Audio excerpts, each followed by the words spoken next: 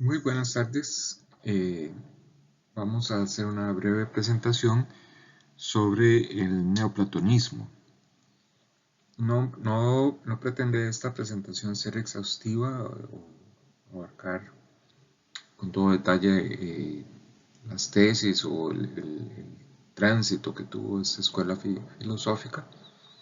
Lo que interesa es fundamentalmente pues, ver que hay una imbricación entre la filosofía de Platón y el pensamiento neoplatónico posterior.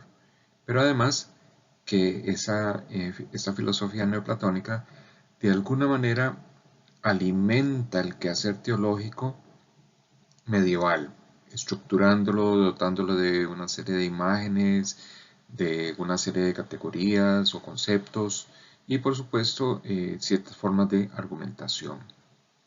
Con la lectura del pseudo Dionisio Areopagita y de Juan Escoto Eriúgena, ya se pueden ver algunos ejemplos muy claros de cómo el neoplatonismo sirvió a la intención teológica, al propósito teológico o al propósito de eh, conocer al Dios cristiano.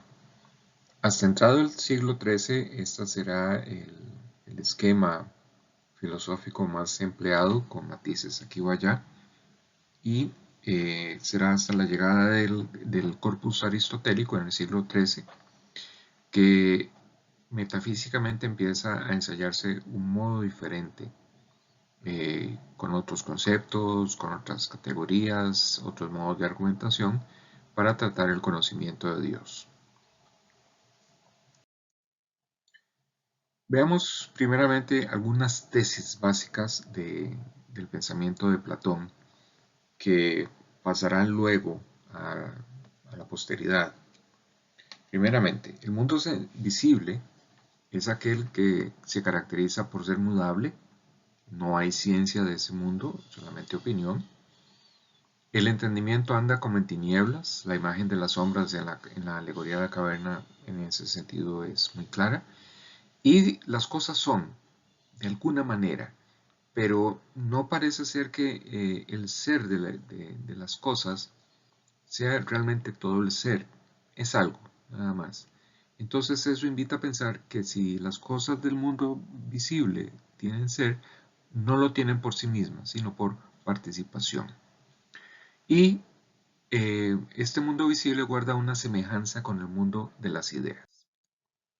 Por otra parte, tenemos el mundo invisible de las ideas, que es el mundo del ser purísimo, donde encontramos las ideas subsistentes, que tienen una eh, entidad, son algo, son cosas.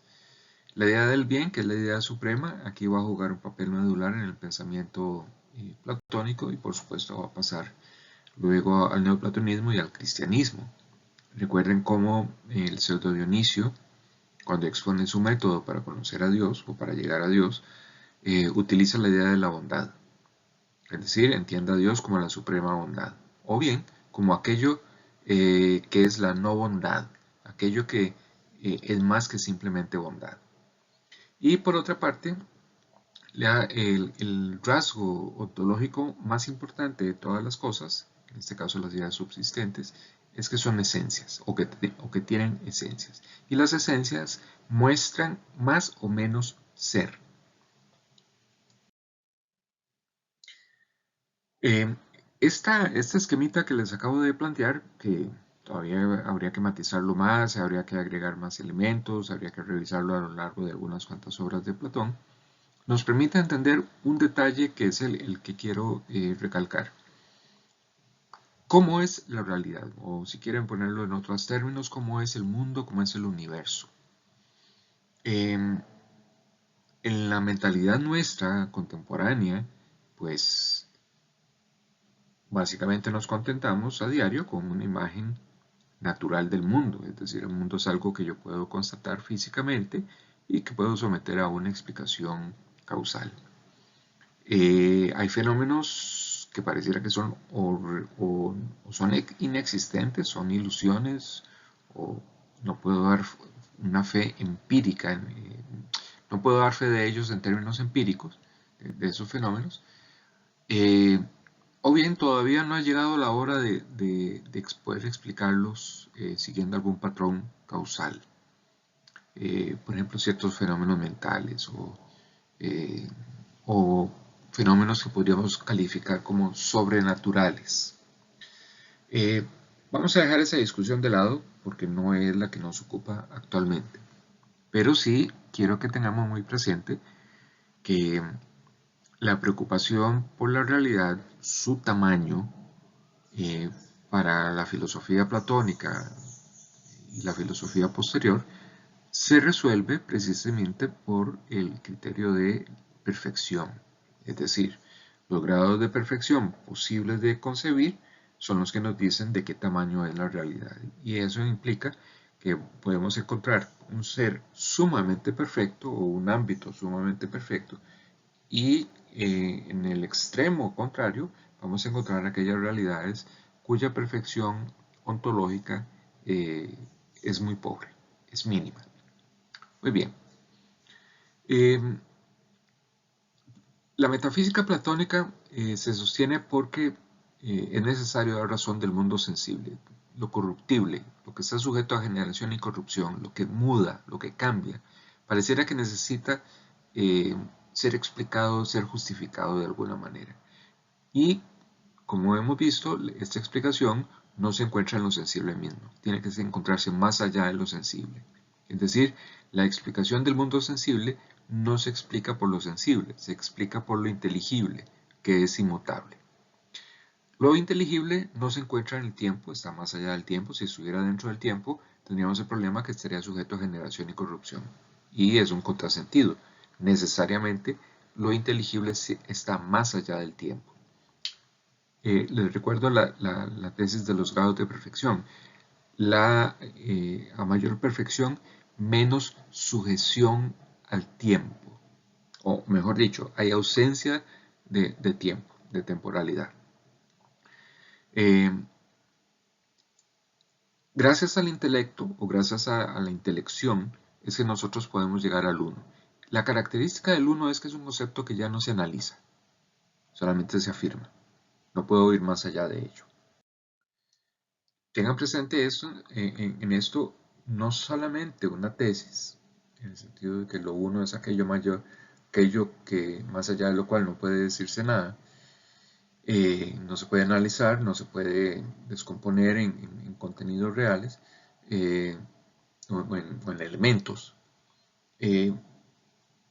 Esta tesis además no solamente define los límites del mundo, o sea, los límites según la perfección, sino que además nos permite entender que nuestro intelecto, aunque puede llevarnos al uno, el uno no es tan fácil de aprender, no es tan fácil de captar, sino que pareciera que solo puedo tener intuición de él y nada más.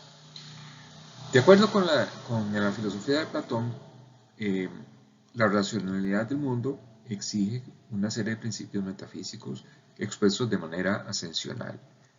El logos nos lleva a la mente y finalmente al uno. En el platonismo medio vamos a encontrar que esos principios metafísicos de Platón son hipostasiados y venerados como seres divinos. Cuando hablamos de platonismo medio estamos hablando del platonismo que empieza a cultivarse después de Filón de Alejandría.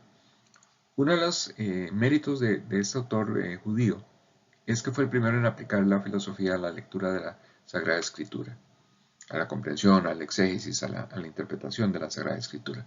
Y eso le permitió elaborar un pensamiento, no sé cómo podríamos llamarle, teológico, una filosofía religiosa, una filosofía fundada en la Sagrada Escritura.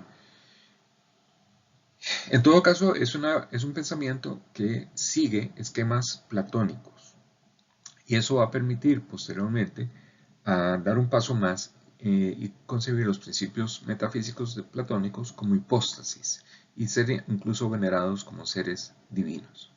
Hay en ese sentido también una inversión metafísica, cómo estas hipóstasis son principios de la realidad y eso nos permite entonces entender la realidad de arriba hacia abajo, en lugar de abajo hacia arriba.